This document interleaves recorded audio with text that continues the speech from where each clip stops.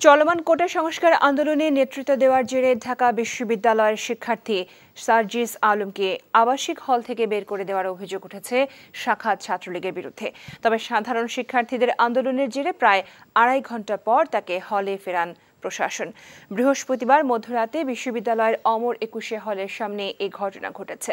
এদিকে বৃহস্পতিবার সকাল থেকে সরকারি চাকরিতে কোটা বাতিলের দাবিতে টানা তৃতীয় দিনের মতো শাহবাগ মোড় অবরোধ করে বিক্ষোভ করেছে ঢাকা বিশ্ববিদ্যালয়ের শিক্ষার্থীরা। একই দাবিতে বিক্ষোভ হয়েছে দেশের অধিকাংশ বিশ্ববিদ্যালয়গুলোতে। আবির আহমেদের রিপোর্ট। গভীর রাতে হঠাৎ করে ঢাকা বিশ্ববিদ্যালয়ের অমর 21 হলের সামনে জড়ো হন কয়েক হাজার শিক্ষার্থী। কোটা আন্দোলনের মূল সমন্বয়কদের একজনকে হল থেকে বের করে দেওয়ার খবর ছড়িয়ে পড়লে অমর 21 হলের সামনে জড়ো হয়ে আন্দোলন শুরু করে। এখন জন্ম সনদ দিয়ে খোলো বিকাশ স্টুডেন্ট অ্যাকাউন্ট, নিজের বিকাশ নিজে কর। ওই হল সহ অন্যান্য হলে সাধারণ শিক্ষার্থীরা। তবে ভুক্তভোগী শিক্ষার্থী জানায়, বিভ্রান্তকর তথ্য ছড়িয়ে দিয়ে হল থেকে বের করার চক্রান্ত করে তাকে রাজনীতির শিকার বানানোর অপচেষ্টা করা হয়েছিল। হলের একাধিক ক্যান্ডিডেট বলেছে যে ছাত্রলীগের হাইকমান্ড থেকে এরকম নির্দেশনা এসেছে আমি যেন আজকের মধ্যে হল ছেড়ে যাই, কারণ আমি ঢাকা বিশ্ববিদ্যালয়ের যে কোটা সংস্কার আন্দোলন 2024 হচ্ছে এটার সমন্বয় প্যানেলের একজন। ছাত্রলীগের হাইকমান্ডের কথা হচ্ছে যে আজকে তাদের সাথে তাদের কোনো কমিউনিকেশনই হয়নি। এরপরে ওই যে একাধিক ক্যান্ডিডেট তারা আমার সাথে দেখা করে বলে মানে মাফ চায় বাদরে যে ভাই মানে আমরা এখানে একটা ওদের যে খেলাটা ছিল যে তারা আমাকে একটা মিস ইনফরমেশন দিয়ে যদি বের করতে পারে এই ক্রেডিটটা নিয়ে তারা পলিটিক্যালি একটা ফায়দা পাবে। এর আগে বৃহস্পতিবার দুপুর 12টায় রাজধানী শাহবাগ মোড়ে সড়ক অবরোধ করে ঢাকা বিশ্ববিদ্যালয়ের শিক্ষার্থীরা।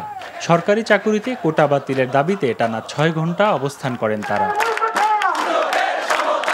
যে 56% অবৈধ কোটা বাস্তবায়ন করার পায়তারা করা হচ্ছে, ছাত্র সমাজ শুধু নিজেদের জন্য নয়, নিজেদের ভবিষ্যৎ প্রজন্মকে রক্ষার জন্য বঙ্গবন্ধুর সোনার বাংলাদেশে কোনো ধরনের বৈষম্য বাস্তবায়ন করতে দেওয়া হবে না। মুক্তিযোদ্ধারা দেশের সূর্য সন্তান, কোটার মাধ্যমে তাদের সন্তানদের অসম্মান করা এটা ছাত্র সমাজ আসলে মেনে নিতে পারছে না। 18 যে কোটা বাতিল করা হয়েছিল সেই কোটা যখন আবার পুনর্বহাল করা হলো, এই বিক্ষোভেই মূলত ছাত্র সমাজকে রাস্তায় নামতে বাধ্য হলো।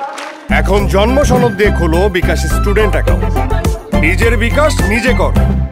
শিক্ষার্থীদের অবরোধের কারণে শাহবাগ মোড়ে তীব্র যানজটে ভোগান্তিতে পড়েন যাত্রীরা। আর সরকারের পক্ষ থেকে দাবি না মানা পর্যন্ত আন্দোলন চালিয়ে যাওয়ার ঘোষণা দেন আন্দোলনরত শিক্ষার্থীরা। আন্দোলনে অংশ নিতে চাওয়া অনেক শিক্ষার্থীদের হলে আটকে রাখার অভিযোগও করেছেন কেউ কেউ। এদিকে কোটা পদ্ধতি বাতিলের দাবিতে ঢাকা আরিচা মহাসড়ক 1 ঘণ্টা অবরোধ করে বিক্ষোভ করে জাহাঙ্গীরনগর বিশ্ববিদ্যালয়ের শিক্ষার্থীরা। এতে সড়কের দুই পাশে তীব্র যানজটের সৃষ্টি হয়।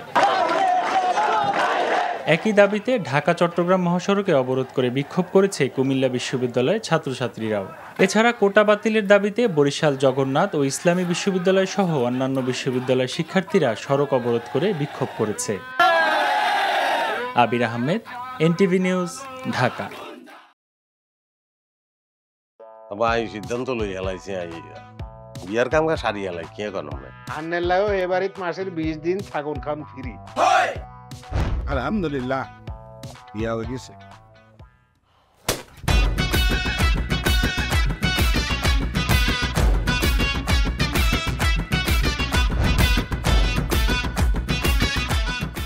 জীবনে কোনোদিন হুইনছেন লাউ আর কচুলই পোলার হোর বাড়িত কেউ গেছে আর কথার বাইরে যদি এক পা আপনি যান আই আন্নেরে সোজা তালাক দি দিমু বুঝছেন নি ভাইয়া কিছু টিয়া পয়সা দেন কামর দে আরে খাই পেলা লবণ দিয়ে আরে খাই পেলা আই চাই না আর জামাই ঘর জামাই থাক আন্নে আমারে আন্নে কো বাড়িতে লই চলেন। হায় আল্লাহ রে কাশেম কাশেম আমনেরে বহায় বহায় খাওয়াইতে পারতাম না, আমি কাম করি খান। এরে কাম করছি নি খেতে কোনোদিন নাই। আচ্ছা আর জীবনটা লইছি এরকম চিনিমিনি কিল্লি তুই কি আর হোলারে বিয়ে দি হোর বাড়িতে আড়াইছ না জেলখানা ঢুকেছিস? অন আরে তো ওই বাড়িতে একবার যাইতে হতো না কিল্লে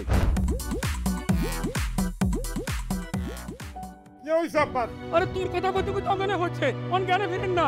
আব্বা মেরে আব্বা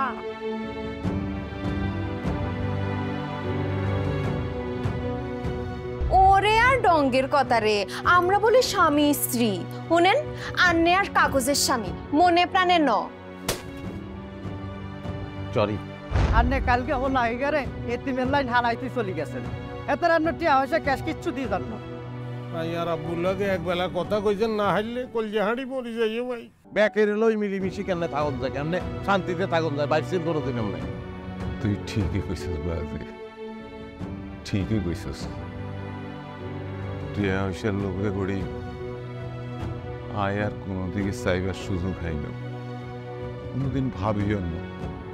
অথচ মানুষ এই দুনিয়াত বাঁচতে গেলে আরো যে মানুষ লাগে সেটা তো আমি জানতাম না।